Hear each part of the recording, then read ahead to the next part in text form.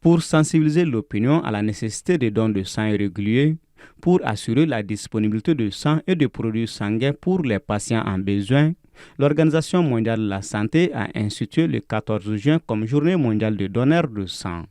Occasion pour l'hôtel Azalaï, en partenariat avec l'association humanitaire Solidariste 223, d'initier ce samedi une journée de don de sang.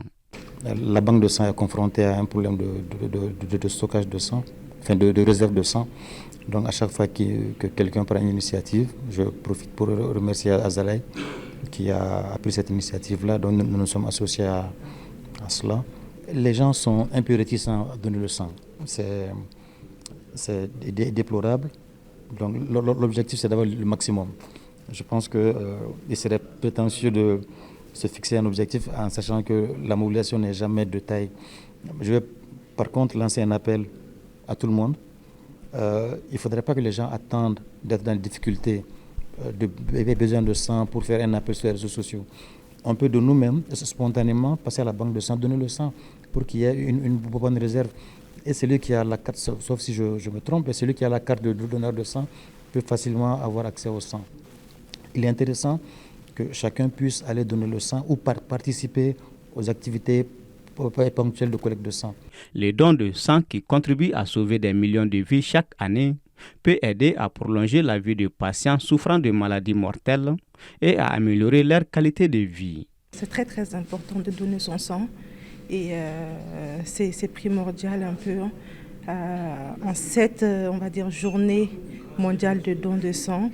Vous savez, le sang c'est certes c'est un médicament, mais c'est quelque chose que l'humain n'arrive pas encore à fabriquer et ça ne se trouve pas en pharmacie. Donc il faut avoir l'initiative de donner son sang pour pouvoir sauver des vies. Pour beaucoup d'actes, il faut vraiment du sang. Et d'abord les élémentaires, par exemple si nous prenons par exemple les drépanocytaires, les insuffisants rénaux, sans sang, ils ne peuvent pas faire, ils ne peuvent même pas vivre. Ils dépendent entièrement du sang des autres. Vous voyez l'importance du don de sang. Et par exemple, bientôt, nous sommes en train d'entrer en période hivernale avec le paludisme, surtout les enfants.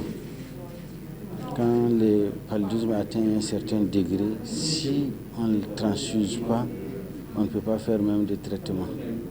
Et puis la chirurgie thoracique, il y a les accidentés. Le don de sang est tellement important, c'est pas petit. Pour ce qui concerne le donneur de sang, le spécialiste précise que le don de sang irrégulier lui permet également de réduire non seulement les réserves de fer nocives chez lui, mais aussi de réduire à 88% le risque de crise cardiaque.